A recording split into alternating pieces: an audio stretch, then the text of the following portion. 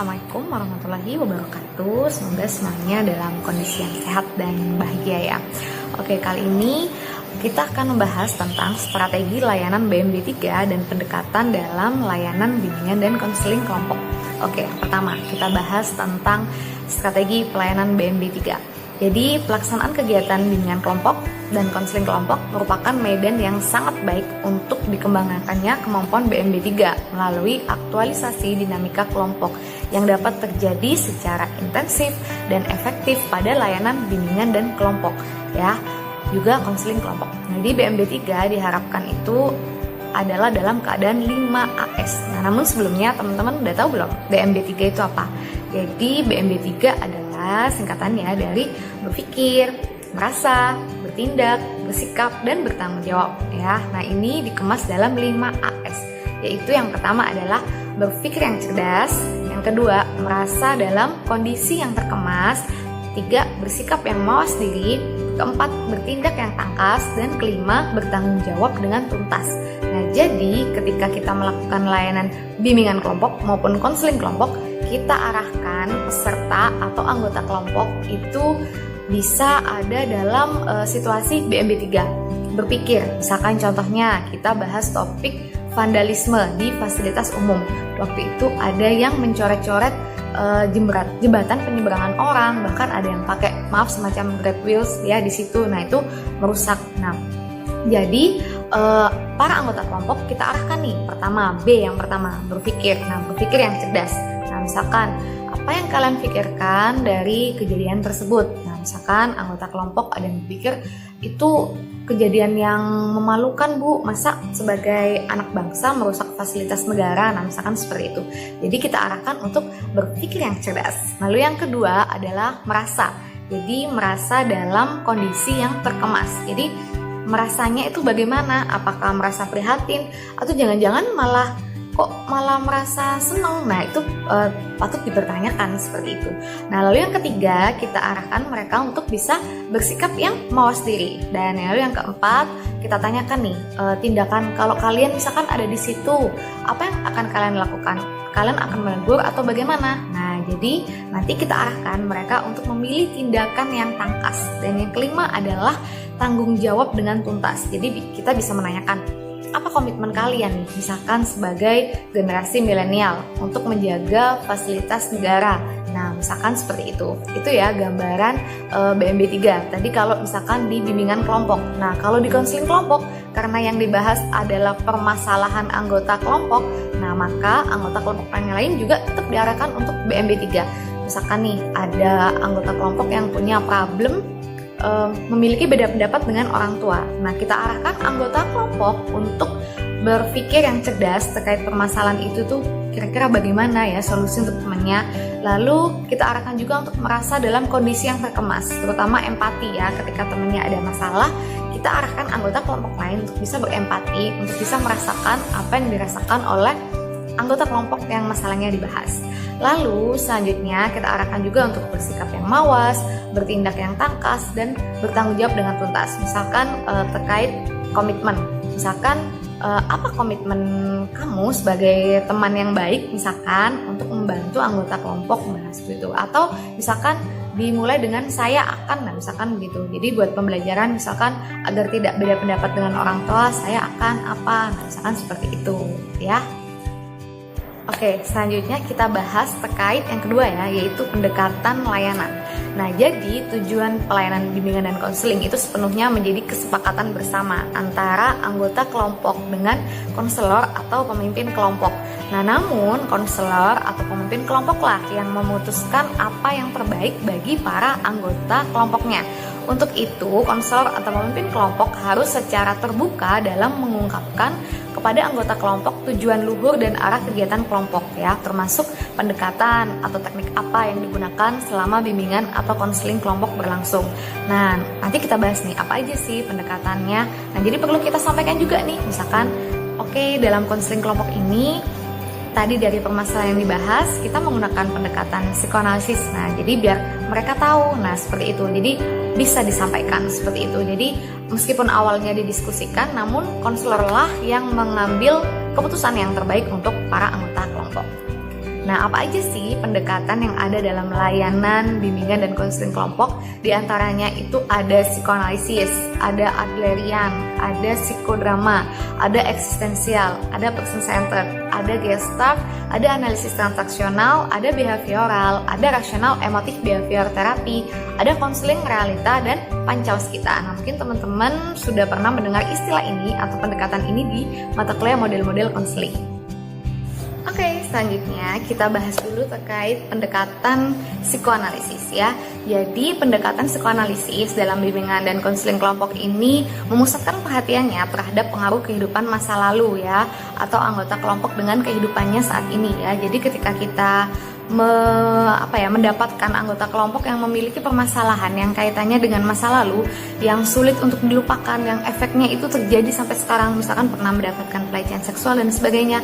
Nah, pendekatan psikoanalisis ini kita bisa gunakan ya dalam khususnya konseling kelompok ya, karena membahas permasalahan anggota kelompok. Nah, beberapa masalah yang tepat menggunakan pendekatan psikoanalisis yaitu ketidakmampuan untuk secara bebas memberi dan menerima rasa cinta, kesulitan mengenali dan menangani perasaan seperti kemarahan, kebencian, dan agresi, lalu ketidakmampuan untuk mengarahkan diri, mengatasi ketergantungan, kesulitan dalam memisahkan diri dari orang tuanya, menjadi orang yang unik, kesulitan dalam menerima identitas seksual, misalkan terkait LGBT ya, nah seperti itu, dan merasa bersalah atas perasaan seksual. Nah, ini adalah contoh-contoh permasalahan yang bisa dibantu dengan menggunakan pendekatan psikoanalisis. Oke, selanjutnya yang kedua itu Adlerian. Jadi pendekatan Adlerian juga dikenal dengan pendekatan psikologi individual, didasarkan pada pandangan holistik orang ya. Konselor atau pemimpin kelompok harus berfokus pada pandangan yang menyeluruh bahwa konseli atau anggota kelompok sebagai bagian integral dari sistem sosial. Nah, jadi kalau dalam pandangan Adler ini, manusia memiliki masalah itu karena dipengaruhi oleh interaksi sosialnya. Nah, jadi masalah apa sih yang bisa dibantu dengan pendekatan Adler ini?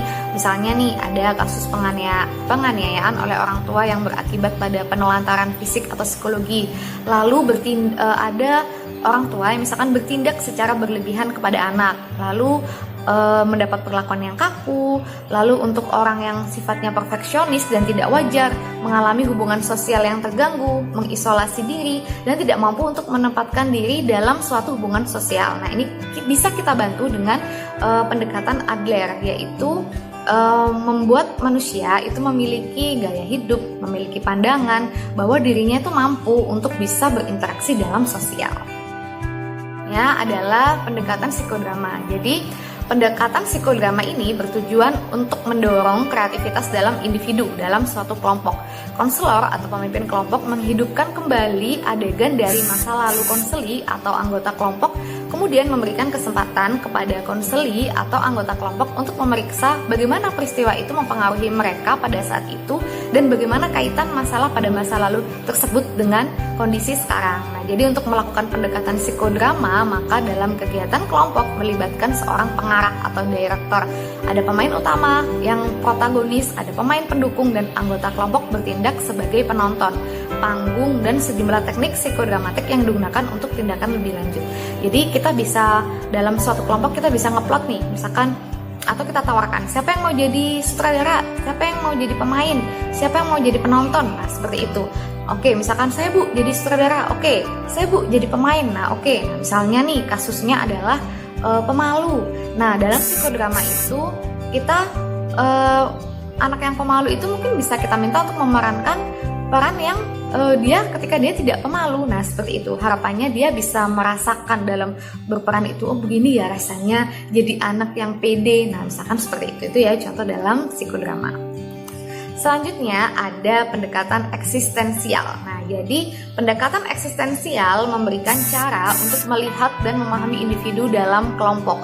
Beberapa masalah yang dianggap tepat menggunakan pendekatan eksistensial yaitu 1. Mencakup masalah kesadaran atau pemahaman diri, lalu penentuan tanggung jawab, kecemasan, mengalami kematian orang tercinta, rasa kehilangan, pencarian makna hidup, pencarian ketulusan, dan rasa kesepian.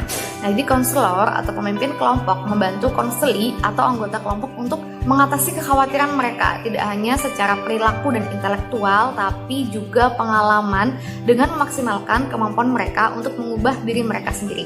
Nah, jadi eksistensial ini adalah kebermaknaan hidup. Nah, jadi kalau dalam konseling kelompok ada permasalahan AK yang merasa putus asa, ditinggal orang yang disayangi meninggal. Nah, udah nggak semangat hidup. Nah, ini cocok banget. Pendekatan eksistensial ini mengarahkan individu untuk memiliki makna hidup dan lebih membuat hidupnya lebih berwarna. Oke, selanjutnya adalah pendekatan person-centered. Nah, person-centered ini lebih menekankan pada kualitas pribadi konselor ya atau pemimpin kelompok, bukan hanya bersandar pada teknik konseling semata. Nah, fungsi utama dari konselor atau pemimpin kelompok adalah untuk menciptakan iklim yang mendukung aliansi terapeutik ya. Terapeutik itu adalah hubungan yang membantu. Nah, makanya terapeutik. Nah, yang bermanfaat, yang membantu dalam pemulihan seseorang. Nah, jadi dalam konselor atau pemimpin kelompok menunjukkan kemampuan merasakan, menerima, atau menunjukkan hal yang positif, mengembangkan sikap menerima terhadap diri mereka sendiri dan juga terhadap konseli atau anggota kelompok. Ya, jadi konselor menunjukkan sikap yang tulus, menerima, empati, dan meyakini bahwa AK itu memiliki potensi yang bisa dikembangkan.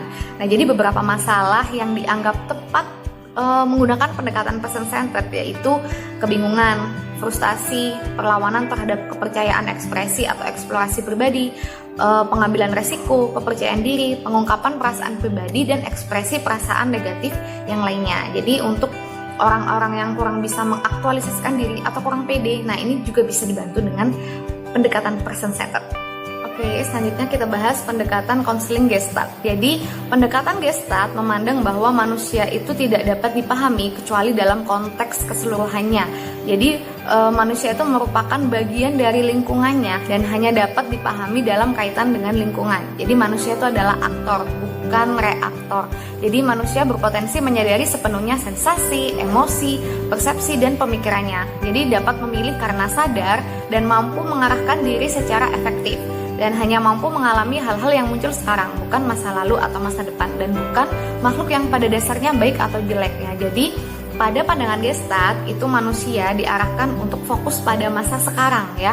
Jadi fokus here and now, di sini dan sekarang. Jadi kalau manusia masih fokus pada masa lalu itu dianggap belum seutuhnya. Nah, jadi harapannya dengan menggunakan pendekatan Gestalt, manusia itu bisa menjadi manusia seutuhnya, bisa fokus pada here and now, jadi bisa lebih produktif seperti itu. Nah, jadi beberapa masalah yang dianggap tepat menggunakan pendekatan Gestalt yaitu kepribadian yang kaku, yang orang yang terlalu tergantung sama orang lain, orang yang lepas dari lingkungan, atau unfinished business, yaitu masalah yang dialami udah lama tapi efeknya tuh masih sekarang, masih kayak dulu berantem sama adik terus belum berdamai sampai sekarang, akhirnya berujung blokir WA dan sebagainya. Nah, itu adalah unfinished business. Jadi masalah lampau yang belum selesai sampai sekarang.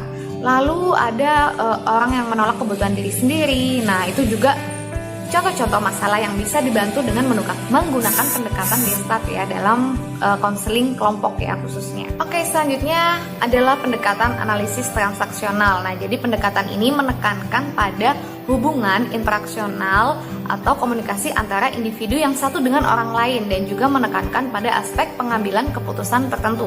Jadi adapun hal yang dianalisis oleh konselor atau pemimpin kelompok yaitu melihat bagaimana bentuk cara dan isi dari komunikasi konseli atau anggota kelompok baik dalam kegiatan konseling kelompok atau di kehidupannya yang lebih luas, terutama dengan keluarga, sekolah, pekerjaan, dan masyarakat. Nah, biasanya ini masalah yang bisa dibantu itu masalah komunikasi. Ada beda pendapat sama orang tua, beda pendapat sama teman sekolah, sama teman kerja, dan sebagainya. Nah, jadi ada pandangan terkait ego state ya. Jadi konselor atau pemimpin kelompok berusaha untuk mengenali ego state dari konseli anggota kelompok.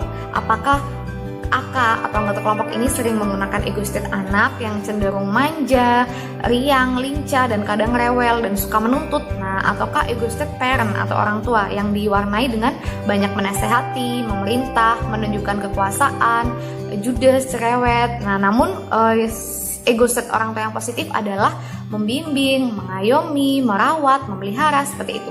Dan yang ketiga ada ego state dewasa yang berorientasi pada fakta dan selalu diwarnai hal yang bijak ya. Intinya bisa marah pada saat itu, tapi memilih untuk tidak marah. Nah, seperti itu. Jadi pendekatan analisis transaksional ini digunakan untuk menganalisis ego state yang digunakan oleh anggota kelompok dalam berkomunikasi. Selanjutnya ada pendekatan behavioral. Pendekatan behavioral ini terkait permasalahan yang muncul karena hasil belajar yang salah ya. Jadi pandangan ini berpendapat bahwa tingkah laku itu bisa diubah atau dimodifikasi ya. Jadi disetting untuk mengubah perilakunya. Nah, jadi konselor atau pemimpin kelompok berusaha untuk memodifikasi tingkah laku melalui pemberian penguatan. Penguatannya itu misalkan berupa pujian, nah seperti itu. Lalu mengurangi frekuensi berlangsungnya tingkah laku yang tidak diinginkan, memberikan penguatan terhadap suatu respon yang akan mengakibatkan terhambatnya kemunculan tingkah laku yang tidak diinginkan. Lalu mengkondisikan perubahan tingkah laku melalui pemberian contoh atau model. Misalkan kita memberikan tayangan video atau film atau mencontohkan tokoh, nah agar AK itu bisa merubah perilakunya. Intinya perilaku itu bisa dimodifikasi, bisa disetting, dan bisa diubah seperti itu. Selanjutnya, pendekatan rasional emotif behavior therapy atau REBT ini didasarkan pada keyakinan bahwa manusia mampu berbuat rasional dan tidak rasional ya. Jadi bisa kadang ada manusia itu punya masalah karena pemikirannya yang tidak masuk akal. Misalkan aku kalau punya teman satu kelas semuanya tuh harus suka sama aku. Aku kalau update status di Instagram yang like itu minimal harus 100. Nah itu kalau yang like cuma 10, nah itu tentu akan memunculkan masalah. Nah jadi dalam REBT ini konselor membantu konseli untuk bisa berpikir secara lebih rasional ya atau masuk akal gitu, karena pemikiran yang irasional atau kurang masuk akal itu juga menyebabkan permasalahan atau stres bagi individu. Nah ini tidak menutup kemungkinan bagi anggota kelompok dalam layanan konseling kelompok. Selanjutnya ada konseling realita. Nah jadi pada pendekatan konseling reality ini adalah kita menekankan pada sukses identity atau sukses identitas. Jadi seseorang yang memiliki problem biasanya memiliki identitas yang istilahnya yang gagal atau yang buruk. Misalkan aku nggak mampu, aku nggak bisa, nah seperti itu. Nah jadi konselor atau pemimpin kelompok selama menyelenggarakan konseling kelompok berfokus pada hal-hal seperti 1. Lebih menekankan pada hubungan personal. 2. Konselor fokus pada tingkah laku, bukan pada perasaan konseli atau anggota kelompok. 3. Fokus pada situasi masa sekarang. 4. Mengembangkan nilai-nilai yang adaptif. 5. Membantu konseli atau anggota kelompok untuk mampu membuat perencanaan terhadap hidupnya. 6. Adanya komitmen. Dan 7. Tidak memaafkan atau menerima alasan apabila konseli atau AK lari dari tujuan konseling kelompok. Jadi kita arahkan mereka untuk bisa menerima kenyataan yang ada, makanya namanya realita gitu, sehingga bisa menyesuaikan diri dengan kenyataan yang ada gitu ya, tidak lari dari kenyataan seperti itu. Dan yang terakhir adalah Pancawaskita. Ini adalah gagasan dari Prof. Praitno ya. Jadi pendekatan konseling Pancawaskita ini didasarkan pada pemikiran filosofis tentang gatra, yaitu sesuatu dengan sepenuh arti atau makna dan kondisinya ya, serta merupakan isi keberadaan. Nah, istilah keberadaan di sini meliputi pencipta dan ciptaannya beserta segenap kondisi yang terkandung dan menyertainya. Jadi dengan waskita itu adalah sifat-sifat unggul. Nah, jadi pendekatan ini ya harapannya konselor itu nanti mampu membuat konseli atau anggota kelompok menjadi individu yang mandiri, bisa memahami dan menerima diri, bisa memahami dan menerima lingkungan, bisa mengambil keputusan, bisa mengarahkan diri dan mewujudkan diri atau aktualisasi diri. Terima kasih, semoga penjelasannya bermanfaat.